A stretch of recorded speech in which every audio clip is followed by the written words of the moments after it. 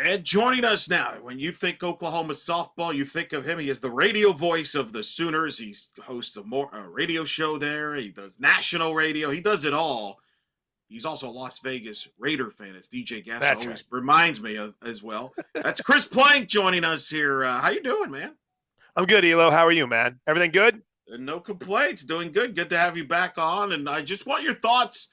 Oklahoma just got through the regionals, beating Cal. They get set for Alabama. But before we talk about the Alabama Super Regional, give me your thoughts on this year. Because I think a lot of people there was a lot of unknowns going into the year. Young team. Yeah. And here we are at the end, and Oklahoma's still in the mix. What's been your thoughts on this season to date? Well, I got to make sure right off the top, Eric, to give my kudos to Victor, because he had been on the Oklahoma train from the start. And I just want to make sure he knew that I saw it and I appreciate it. But it's funny because I completely understand why anyone would say this is the year that Oklahoma is vulnerable. And listen, they're to the Supers, which is a mega accomplishment for any program, period. And it's a huge accomplishment for both Oklahoma and Alabama and, Clemson and Texas, Florida State and Tech, who are playing later tonight. But for Oklahoma, just based on what's been the standard since – Patty Gasso took over, it's kind of like, well, this super regional thing is great, but you got to get to the World Series to have a successful season, right? I disagree. I think this season is a success just based on everything that is so different. I mean, I've done shows, and I do a show every day where I make this point, and people are probably tired of hearing about it, but they lost their starting catcher, who was the best catcher in college softball last year, the Johnny Bench Award. They lost their starting second baseman, they're starting shortstop, they're starting third baseman, lost their starting left field, they're starting right field, they lost their ace pitcher, they lost their second best pitcher, they lost their third best pitcher from last year. It's wild to see how much they lost and then where they are. And with an incredible mix of a handful of returnees, right? Pickering, Parker, and Sid Sanders. Of course, Kirsten Deals had two incredible outings this year when she flummoxed Tennessee and Texas. The mesh of transfer portal additions and Ilana Agbayani, who's been a rock star. You look at what Abby Dayton has become for Oklahoma. And then, those returnees that really didn't have much of a shot, Hannah Core and Nelly, and then all these freshmen who have come in, and just about all of them have made an impact. So, and when I mentioned transfers, Eric, how can I not mention Sam Landry, who's become their ace? So, Coach Gasso doesn't care about stuff like this, but I think this is my 11th season doing games. I think this is the best coaching job I've seen her do, and just finding a way to bring this all together. So, successful season. Can't wait to get the Super started. But man, what a wild run for a whole new team. You've been around Patty Gasso as much as anybody. I get a sense in watching her this year that she is having the most fun coaching this team. And she told me before the season she was looking forward to just coaching her players. Whereas, maybe the last year or two, you had a lot of veterans, so you're kind of managing them. Sure. There's a difference there.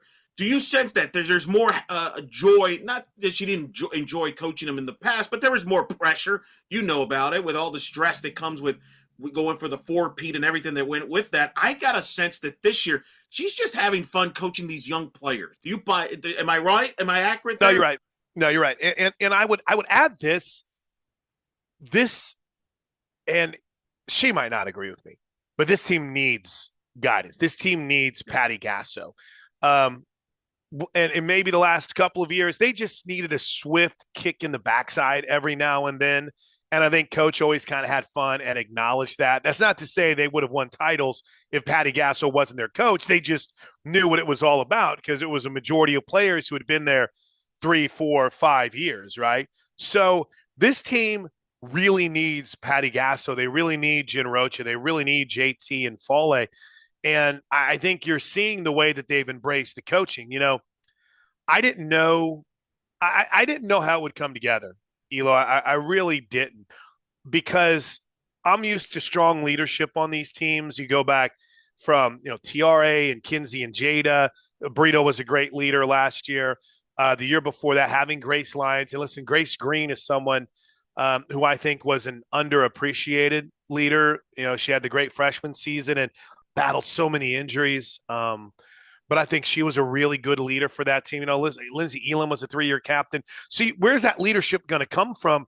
And I think it's been really cool to see the mix of watching Nellie McEnroe Marinas, their starting third baseman, who is a redshirt freshman, didn't play last year with an injury. She's the first. I'll say it might not be right, but she's the first freshman captain in any sport ever, and here she Wow. is leading the way. And I just, you see the mesh of what she is, what Gabby Garcia has become, what Sam's doing in the circle as far as her leadership. So I didn't know where that leadership was going to come from, and it's always come from the dugout and Patty Gasso. But I feel like this year it's even more. And I think that this team has fed off that. And I think coach is enjoying it. I think it's brought a lot of joy. And, last week she did our buddy Gabe Eichert and Teddy Lehman's podcast and kind of sent everyone into a tizzy because she said, hey, this thing's not going to last forever. There's a time I want to go live a normal life. So everyone's like, oh my gosh, she's going to retire after the World Series this year. But coach has been saying that for the better part of 4 or 5 years, right?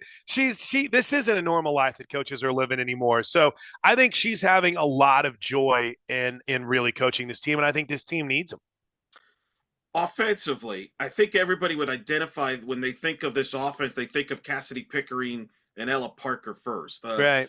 Let's talk about those two because I feel like Cassidy is underrated, underappreciated maybe to some extent. Yeah. It feels like every time there's a postseason game going back to last year, she's in the middle of everything for Oklahoma. I had a chance to talk to her a few weeks back on the podcast. She's one that likes to let her play do the talking was the sense I got in talking to her. She has one of the best swings in the sport, though. Describe her and then Parker, who I know there were some nagging injuries early in the year, but she looks fully healthy now. Well, and I'll get to Parker in a second. Great job with Pickering. I love Cassidy Pickering. Her mom, Tara Pickering, is the best. And I always have joked that I want Cassidy Pickering to talk more. And I'd kind of, had some fun with it. And her mom's like, listen, Cassidy's got a personality. She's more of a listener than she is a talker. And I'm listening to her, and she even said, she said nice things about me, and I'm like, Cassidy Pickering knows who I am. It's like she's just all because she's all about business. So, apologies for having to break out my old man readers, but in 11 NCAA tournament games, Eric, in her career, she has 8 home runs and 19 runs batted in. This Cassidy Pickering, that's incredible. And she had 6 RBI in one game on Saturday, and so she's steady. Ella's not healthy. I mean, she's not. She's got fractures in her. I don't know if it's her shin. That's what it is. It's taken me all week to remember this. And here I am sitting down with you on this Thursday, and I just remember it. But she's got like 2 or 3 fractures in her shin, and she's playing through pain. And, for the longest time, it was, you didn't want it out there too much. But now she puts that boot on first chance she gets. So you might see it when they're shaking hands or when they're doing post game. Ella Parker is out there in a boot. But she's battling through, and I think she's learned to play through it. She's got the smoothest swing I think I've ever seen. And she had a home run on Sunday that might be the longest home run I've ever seen at Love's Field. It left the stadium. We were going back through it. Things, we got a whole 2-year history of it, but it's the first home run ball we saw that left at the actual yard that left the stadium. But they did a list in the Oklahoman today of the top 50 players all time in Sooner softball history. And I got some disagreements with some of the names that are and aren't on there, but they already had Pickering and Parker on that list.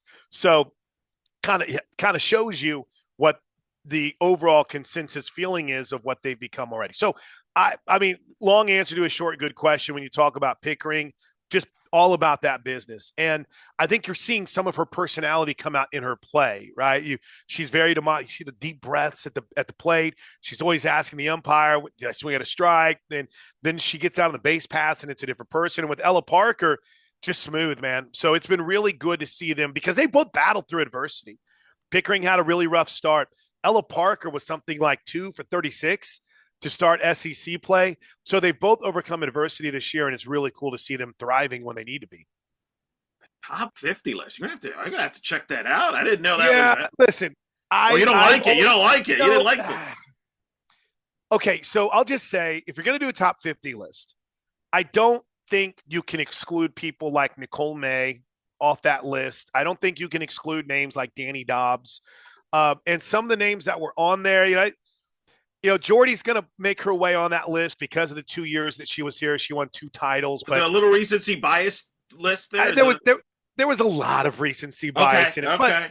but check it out and you let me know what you think. Fans, check it out. It's a very fascinating list. All right, you're gonna have to send me. I'm gonna have to check that out, and then I can share that I'll do with it as soon as we're done. Yeah. a fellow Sooner friend of ours that I do pop in his stream from time to time there. John, I remember one of the times you came on this podcast. I think it was after a Texas series, Uh-huh. and you were glowing about Grace, this freshman named Grace Lyons. You were just Yeah. like won you over that weekend. Yeah. Yeah. Who is that new face position player wise that at some point this year you weren't sure about, but won you over like a Yeah, Grace yes. Lyons did? Yeah, Sydney Barker. And I know that's that you might say, what about Gabby Garcia? Oh, Gabby, come on, man. She's slid right into that shortstop Got role. snubbed. She got snubbed. Gabby from the national freshman list. I was caught Yeah, I off thought guard when so. she didn't. I didn't understand that. Yeah, I thought so too. She's special. And her mom was a legend at Arizona State. I kind of early in the season, Eric, you find those storylines that you kind of love to follow. And Gabby, I think in her first, 5, 6 games, it hit like 1 or 2 home runs. And I was like, we'll see if she can catch mom this year. Her mom had 8 home runs her freshman season. Can Gabby catch her mom? I mean, she flew by her mom. She's got 17 home runs right now, maybe 18 after this weekend, and her mom had 8 her freshman season. So Gabby Garcia would be the natural answer. I'm going to give you Sid Barker because I don't know, just when we came back from Alabama, Sid hasn't played a lot. You look at her numbers and you're thinking, like, really, Sid Barker? She's like, but we our flight from Alabama got delayed because they had some plane problems and we didn't leave until super late. And I was just kind of, we're sitting around an airport. I'm watching her and I'm watching, she's still mad that they lost, but the mannerisms, I'm hearing the way that she's kind of talking and I'm watching the way that she handles things. And then, over the last few weeks, she probably single-handedly helped keep Oklahoma in that Arkansas game in the SEC semifinal. She hit 2 home runs whenever Oklahoma was pretty much out of it. And she's not an outfielder. She's not a first baseman, but she's playing there to do whatever she can to help the team. She was the opening day starting shortstop. Sid Barker was. So I think she's a future captain. I think she's a future All-American. And you're seeing like a light that's come on. So when you watch the Super Regionals this weekend, and you look at the stats that ESPN will have, or wherever it's on, and you'll look at the number of games or at bats for Sid Barker, and you'll think, what? But she'll get up there and she'll mash. She's just really embraced her role all year long, and she's done it with with a mind on the team. And now in the biggest moments of the year, she's getting her opportunity. She's stepping up. So, and it's funny because, yeah, the Grace Lyons Texas trip, she made that diving catch to end the game. And I was like, that's the kid right there. The Sid Barker mannerisms and attitude after the Alabama game and the frustration of that series loss, I was like, okay, this right here, I would say this is a dudette, but it doesn't sound the same. But that's a dude right there. I mean, she's going to become something special. And it's been really fun to see her take advantage of that opportunity since really getting called upon to be the right fielder. Of course, pitching staff gets always scrutinized. That's become like Sure. a very popular thing in Oklahoma. It seems like they scrutinize the quarterback position in the fall in football, and then the pitcher in the circle in the spring, right? Like that's Oklahoma now. Sam Landry has has been an incredible year, All American year, coming out of Louisiana. Got drafted in the AUSL. Has there been anything about her that has surprised you? Let's start with her. Yeah, just how in control she seems. Like I didn't know a lot about Sam because when Louisiana Lafayette came here last year, they didn't throw Sam against Oklahoma. Oklahoma never saw her. Of course, Louisiana got the win, broke the winning streak, but Sam Landry wasn't in the circle. And I had a couple of friends that were around the Rage and Cajun program, and they expressed a little bit of surprise. It was like, really, Sam Landry? Not anything negative, but just, all right, if that's the way you're going to go, I guess pitching depth feels pretty good. And to see the way that she's come in after really, I mean, Eli, I was going to try to pull it up here, but she did not have a good start. She opened up the season. She was the starter in the San Diego State game, and they knocked her around pretty good. I mean, San Diego State, I think they hit I think they scored something like 6 runs Right. off of her. And so from that point forward, even I was like, ooh, okay, maybe it's going to be a rough adjustment for Sam in getting the opportunity to be the ace for this team. But seemingly since about that moment on, she's just been a different player. And, I think maybe there was some disappointment in the way that she had pitched against San Diego State, and maybe she kind of let it show. And I think it was a really good learning moment for, hey, it's a little different world, what you have with Oklahoma than maybe what you had again at Louisiana Lafayette. That's not a knock, or trying to build up either places. I think it just took her some time to embrace that. She got hurt. She got knocked out of the South Carolina series, but has really been in control. So I would say, with what I had kind of thought might be Sam Landry's role this year is, maybe the 2 or 3 in a staff where Kirsten Deal is your ace. No, she's become the ace, and it's not even close. And, top 25 player of the year, what would that be considered? Elo, semi-finalist, I guess, quarter finalist, whatever. She's just really been solid. Now, I will also say I've been really impressed with how she's performed defensively in the circle. This comes after she threw one up the right field line on Sunday. But everything about Sam Landry and the way she handles her business is smooth, and she's been in control. And it's funny that you say they're always over-scrutinized in the circle. On my daily radio show that you've been kind enough to come on to, quite a bit, that's probably where's our pitching depth? What's up with the pitching depth? Where's the pitching depth at? So Sam's kind of, I think, been allowed everyone to calm down a little bit because she's looking like the ace you need this time of year. No, she's taking her game to a different level. I think it's a credit to Jen Rocha once again on that the most. And you tell me if I'm out of line here. I feel that the players, and this happens in softball a lot, there's certain pitchers that bring that confidence on the rest of the team around them. And I'm not saying that the other pitchers don't bring that, but she does bring this to a team that has a lot of youth. Sure.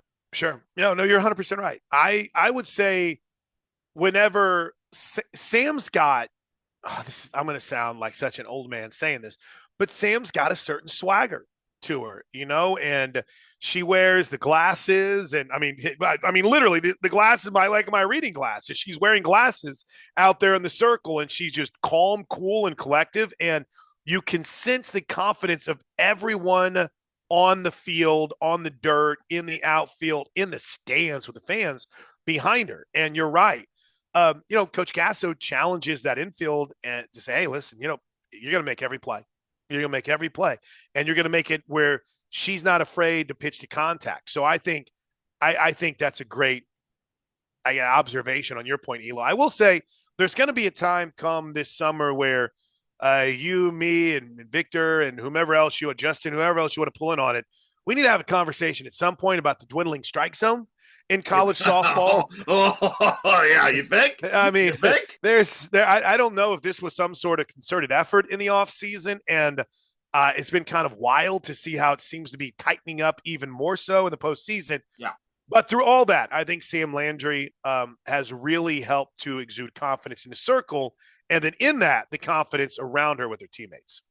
Listen, don't even get me started on that. That is – It is hilarious. People are like, wow, there's a lot of offense here. And because you got to throw it down the middle.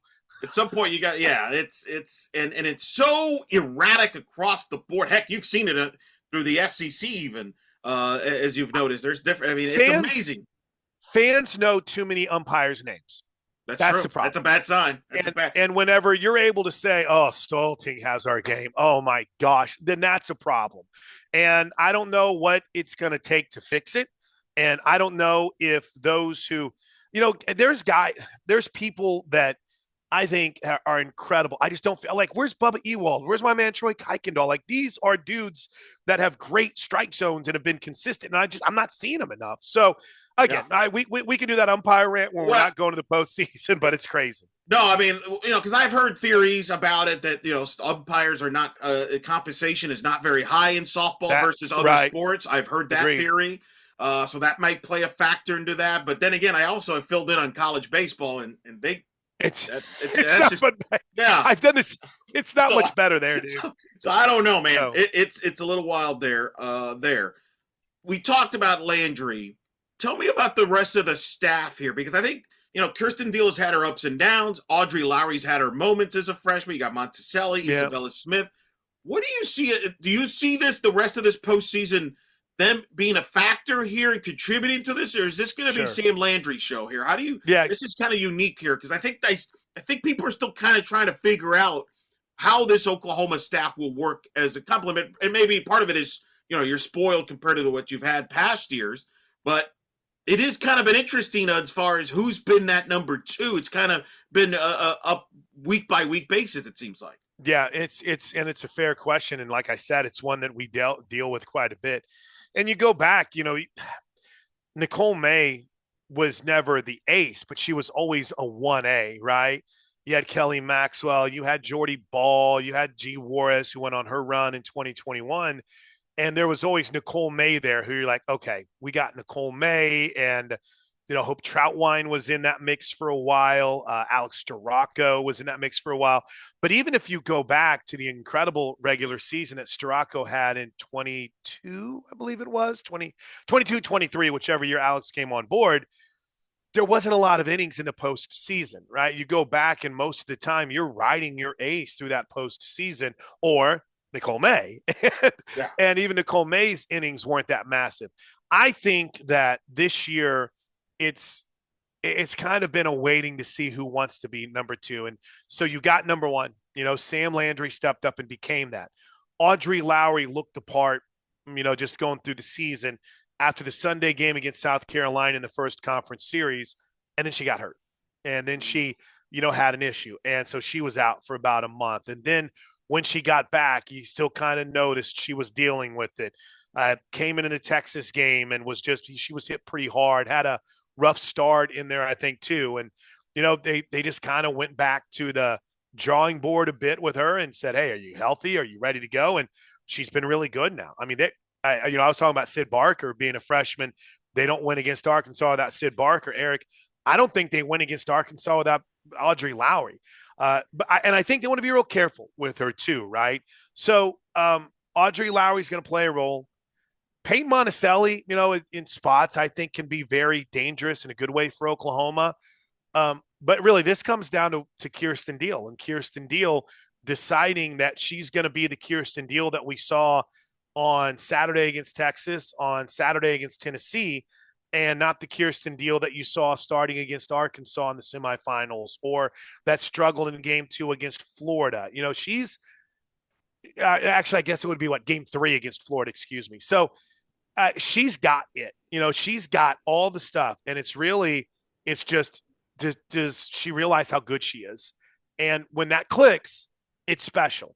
It's just sometimes it can be a bit of a roller coaster. So, and I think Bella Smith's going to have a role too. You go back to last year in the championship game, they went with the Johnny Holstaff approach, Yep. and it was really cool. I could see Oklahoma trying that again at some point. If it's been, you got a little bit of a cushion, maybe even if let's say they get the first game of the Super Regional against Sure. Alabama, right? You might see something similar to that. But for right now, I think they're going to ride Sam. I think that Sam Landry last year threw 160 innings. She's at 140. And, this is the spot where her season ended last year. And there was one extra game in the regionals that she threw a lot of pitches. So she's been used about 20 innings less, 3 games less than she was last year, which was the most innings she threw in her career. So I think that you ride your ace, but I think the coaches have confidence in this staff, and coaches said it over and over and over, Eric, we got to have a staff. We can't rely on Sam only. And they have that confidence in the staff. It's just going to be interesting when they decide to kind of say, okay, let's go. Let's start Audrey, or let's start Kirsten, or this is a moment where we're going to bring Peyton Monticelli in the game, or Bella Smith. I remember Lowry watching her. I was in Oklahoma City, which was kind of bizarre, in the press box with some of the local media watching that Oklahoma Arkansas game and talking about Lowry and her performance. How strange was that for you, by the way, that you're in Athens, Georgia, for a conference tournament that turns out gets rained out? Right. Wow. Meanwhile, we got the Big 12 tournament going on in Oklahoma City with beautiful weather all week. I mean, that was bizarre. It's great. It was great. And it was weird for me because, Coach said it, Oklahoma hadn't traveled outside of the state of Oklahoma in the postseason since the 2017 Auburn Regional. Yeah. And And prior to that, it was the 2016 Tuscaloosa regional. And again, part of that is the World Series is here. The Big 12 tournament had always been here. But for me, it was weird because I, I mean, I'm used to just getting in my car and driving to the Big 12 tournament. Now I'm on the road in Athens, like, oh, I got to get on the bus or I got to get going. We weren't staying within walking distance of the stadium. And, I felt for the SEC guys, the crew that, they've got it. I was going to make sure I got all my names and shout outs right here, but they've got an incredible director of championships, and his name is Jeremy Hammond. And I've really grown fond of Jeremy. I think he's a future rock star in the administrative world. And you could just see the pain in trying to do everything they could to get that game in. And meanwhile, I'm looking back and, I got my friends that are working the Big 12 tournament like, oh, it's fine here. It's great here. And I'm like, oh, well, I'm waiting around. And they moved the game up. They moved it to, I think it was like 1:00 local time. And then as soon as we were getting ready to go, it starts pouring again. So it was a nightmare. But I don't know what else they could have done because nobody's going to play any games on Sunday. Well, I think they still respect you at the Big 12 because the booth that you're normally at, they had like presidents and like very important people in that booth. They did not best booth. They did not put radio people in that booth. Hey. So I think you're very well respected. I feel like I don't know. I told him I begged the Big 12 a couple years ago. I'm like, shit, this is a great booth, and it's Eric. It's too much. It's like way too big unless you got Westwood One in there for the World Series. Right. But I don't know why. I just love being in it. So yeah, they put the presidents in there. That's fine. But if Elo and I are coming, we got to have that. We got to have that booth. That's the best booth. Oh, it's a good booth there. Trust me. That's the best part there. All right. So you're hosting Alabama this weekend. You played them earlier in the year at the Roadhouse in an intense Saturday, Sunday night, Monday series where Oklahoma pulls it out in the first game. Maya Bland, I believe, with a pinch hit home run and exploding in the 7th inning. And it was great. Well pitched series. What do you take from that series at Alabama that from what you remember there that you think could be something to keep in mind for this weekend? How well Alabama pitched it. Brisky and Riley just had Oklahoma flummoxed the whole time. I mean, I was telling you, I pulled out the old scorebook to sit and chat with you today. I've told anyone who would listen, and trust me, they don't want to hear it. The worst game Oklahoma played all year long was that game against Alabama on that Sunday. It's just it was not the Sooner level, and for some reason, you kind of go throughout the season. Oklahoma has been really good in series openers, but sometimes that Saturday game 2 has not gone well. Think about Missouri, think about Alabama, think about Florida. And unfortunately, in the Florida and Alabama series, it carried over. But, I was looking through this. Oklahoma only scored in like 2 innings through the first 2 games. And then you go back even into the third game, the 2-1 walk-off winner by Audrey Vandegrift. The Sooners only scored in 3 innings of the, 22 innings that they played that weekend. So the way that Brisky and Riley spun it, man, they've got to get that figured out. They pitched it well enough on Saturday and Monday to win that series. And I think the Monday game is what really kind of stuck in Oklahoma's crawl even more than the Sunday performance, because you had 2 opportunities with, runners on where you could have at least put a run on the board in the 7th or the 8th inning and make it a little bit dicey. And they were unable to do it. So, at some point your pitcher's going to give something up, and Alabama just made every play. So everyone that I talk to, says that's as good as they'd seen Alabama. And that concerns me because that means Oklahoma brings out the best in them.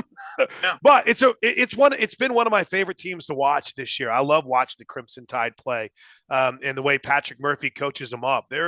They're talented. Vandegrift is an absolute beast out there in the outfield, and she can do a little bit of everything. So it's going to be a challenge. It's going to take everything Oklahoma's got to advance. I remember Patty even during that weekend talking to the media, and even afterwards. I think the thing that disappointed her was that she felt like her offense had defensive swings, that they were tentative. But I thought she made an interesting point. She felt like they needed that weekend, that environment, that hostile environment, because she reminded people this group hasn't been through that, before. Yeah. Do you buy that? Have you sensed a change since then on the growth from this group from that series? I know they still lost the Florida series. So when you say, hey, turning point, well, they still lost the Florida series and they didn't play all that well against Arkansas.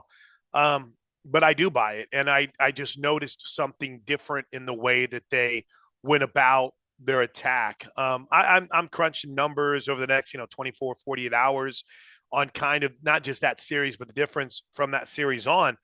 And it's just in kind of the early returns, Elo, it made a difference there, especially for, you know, Cassidy Pickering. She had a 16 game hitting streak that was going. I think it actually stretched out to 18.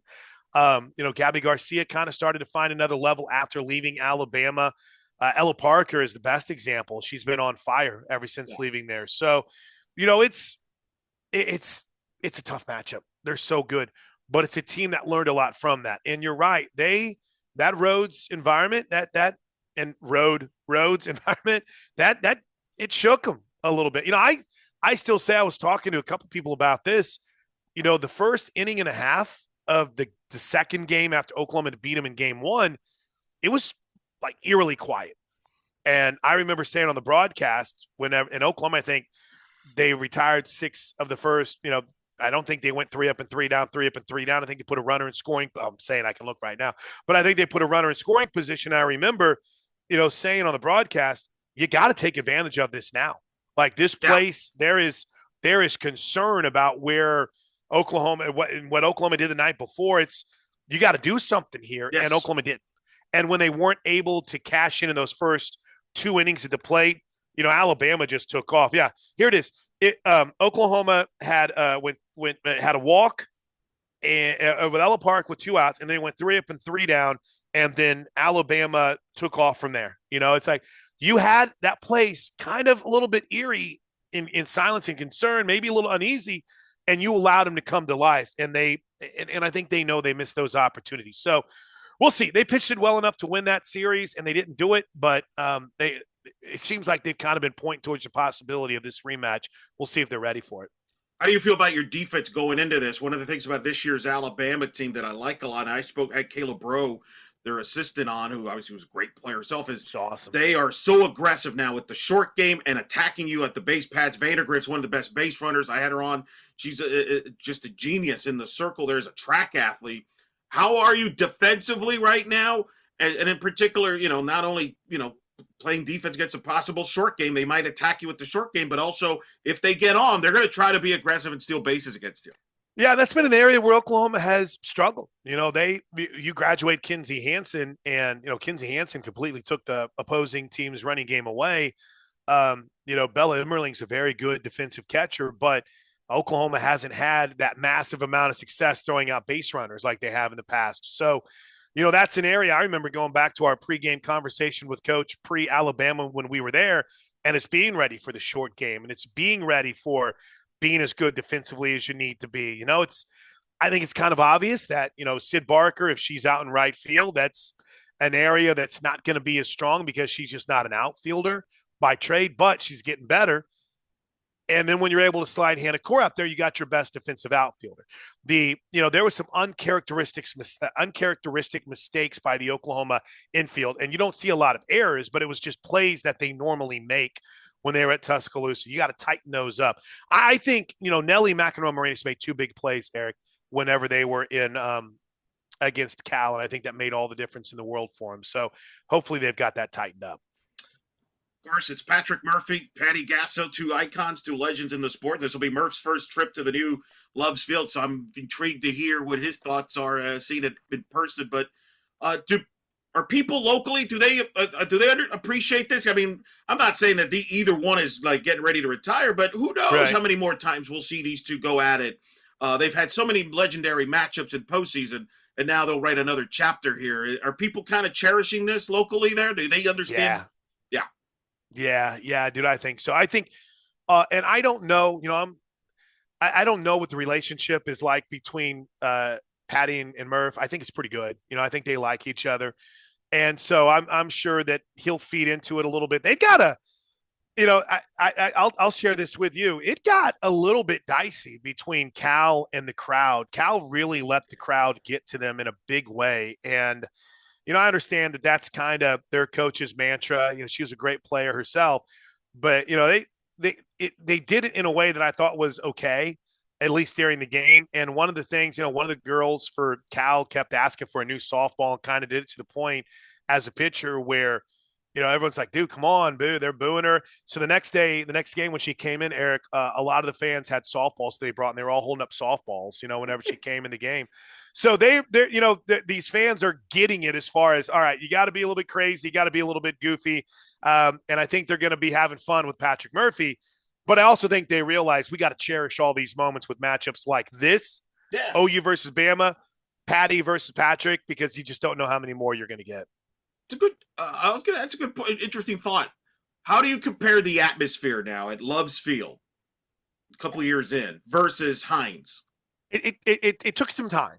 Okay. I think the Marina Heinz was unique because you just had there. They were diehard softball fans that were sitting behind home plate. They live, they eat, they breathed it, and they were there, and they're going to let you have it. It's a little bit different. Now there's more boosters and more donors, and that's great. That's fine.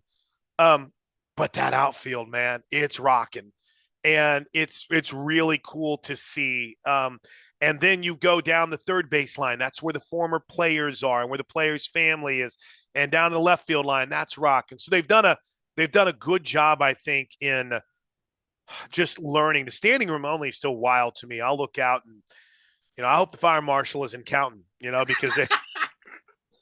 But it's really been fun, and I think it's really cool where they put the opposing team's fans, like they put them right behind the right field wall. They're not behind the wall, but right there on right field in the front row, Right. and so it kind of creates a unique environment on that front. So it's really cool to see how that atmosphere has grown, and the music, the timing of the promotions and stuff has been really good, and the players are getting used to. Hey, I don't just need a point above the dugout to get people up. I got a center field that's packed. I got a left field. I got a right field. I got to get everyone up in this, and they're learning. It's been really cool. Shannon Sale, obviously, when she went there with UCF, told me they got the light show and everything going on. Yeah. So pretty cool. It's awesome, but that's what it is. It's become like there's no different than going to a Major League Baseball game, stuff like that. Yeah. That's entertainment. They figured it out. My last question to you, fill in this blank. For Oklahoma gets back to the World Series if they do blank this weekend. If they can get to Brisky and Riley early. 6 is the magic number, right? Oklahoma is undefeated when they score 6 or more runs. I think it's 40-0 this year when they've scored 6 or more runs. But I think you're going to have a tough time, with this Bama pitching rotation and getting 6. But Oklahoma's really good too when they get that momentum going early. And if you can get that momentum going early and you can get that crowd in it, then I think that they've got a chance to have success. And I'm pretty sure that if you talk to anyone with Alabama, they want the same thing. I know it's not jaw-dropping, it's not earth-shattering, but Oklahoma's really, really good this year when they score early. And guess what they didn't do in any of the games against Alabama? They didn't take the lead early. Go look back at games that they've lost this year. It wasn't a game where it's like, 2-0 Sooners, and they lose it. They get a lead, and they're able usually to sustain it. So that's what I would say is the key this weekend, Eric. Score early and play good defense. Oklahoma pitched it well enough to beat Bama in the series. I don't know if that was the case it came to, but in the series. But their defense has got to be ready for Alabama's attack. And if they are, and I'm sure Patty Gasso will have them there, they got a good chance to advance. I really like this Alabama team. When I saw the matchup, there's certain teams you don't want to see, right? It's tough to play against Missy Lombardi because of her time here, and Sid and Sam and everything they've meant to Oklahoma. Jordy, you don't want to have to deal with her because of her time here. But I was like, as long as also Alabama's not there. And then when you see the 15 pop up and it's Alabama, you're like, ooh. So they're really good. I think it's going to be a fun matchup.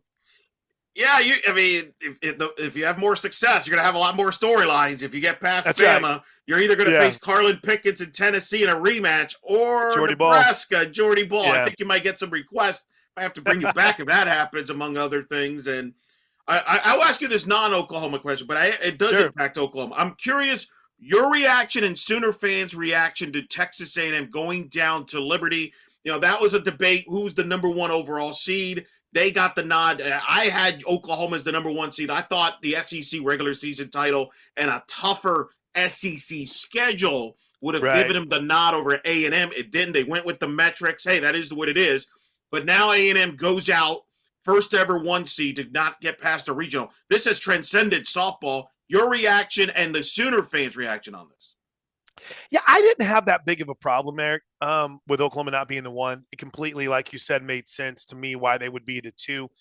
In fact, I think we went into the SEC tournament. Were you projecting Florida as the one? I know had that. Florida as a one. I Okay, had Florida. yeah, It was Florida, A&M, and Oakland. And I felt whoever won the SEC tournament would get the 1 seed. I had Florida because of the yeah, head-to-head. They had beaten both yeah, A&M. It was very yeah, narrow margins. yeah. But I didn't have a problem with it. I felt really good for Oklahoma about the draw that it ended up with. But I'm very unique. There were Sooner fans that were on fire for it. And so for those fans, they feel very vindicated right now. For me, you hate it for Emily Kennedy because of everything that went into the season, but you love it for Doc. I mean, Dr. Richardson, what she's done at Liberty is amazing. And the crowds that they've been able to bring to Liberty, and I don't know if you've been out to their facility. I haven't. Everything I've heard has been amazing about their facility. They've really invested in mid-major softball. I hope it opens the door for more people to say, hey, we can do that. Let's go do that. Let's invest in our softball program. But at its core, I just think it magnifies a couple of things. Number one, you better make sure you have more than one pitcher, right? You better make sure. And number two, don't ever take anything for granted. Not to say A&M did, but just because you're there as the one, it doesn't mean you automatically got 3 layups in your regional. And I thought that, give credit to Liberty. They almost did this a couple years ago. And now last year, they were one strike away a year ago against Georgia. That's right. Just didn't finish the job. And that inspired that group to this year. And you've seen Liberty teams. They gave Oklahoma, I believe, a couple years ago, like a scare there in Norman there. I've made this comparison. To me, they're kind of like the Gonzaga of softball program that like it. When they're underseeded, you do not want to see in the bracket in those early marked few years. Oh boy, that's what. Yeah, you don't mess with Liberty. They're coming to your place, and you're like, nope, no, not anything about it. And Carly Keeney, who transferred from Liberty, is on our staff now, so it's always kind of cool to see how much passion she still has for that place. Heck, Keeney spun a gym against us at the Mark Campbell a couple of years ago. So they've been doing this for a while. And I guess maybe that's a long-winded answer to you, Eric, to say, I don't really look at it as anything negative on A&M, but more of just a positive how maybe while they got the gift of being one and in some people's minds did or didn't deserve it, they ended up getting, I think, a pretty tough draw and having Liberty go there. No, they absolutely did. And wow, what a memorable regional that was. Oklahoma, Alabama. It's as big as it gets this weekend in the Super Regionals. Chris Plank will be on the radio call. Tell the audience, I feel like you're on the air at 24 hours a day. I've heard you at like 3 a.m. at times. I got issues, man. I got a kid that has a car now, and I got my wife needs a new car, so I'm working every chance I get. But no, yeah, just a Plank Show. I'll keep you up to date on Twitter and Varsity Network app, where you can find all the great softball broadcasts, including search Oklahoma. It's going to be a fun one this weekend with Alabama. Can't wait. All right, Chris. Enjoy, man. Always great to catch up with you. We'll see if maybe we catch up, depending on how things go this week in the future. Any chance, man. You guys keep crushing it at a D1 softball until Victor shouts out. He knew. My man knew. He has become Mr. Oklahoma. I don't know. He is very defensive of any he's wearing the flagship, but he'll appreciate that, man. All right, man. Have a fun week, man. See you, Eric. Thanks, buddy.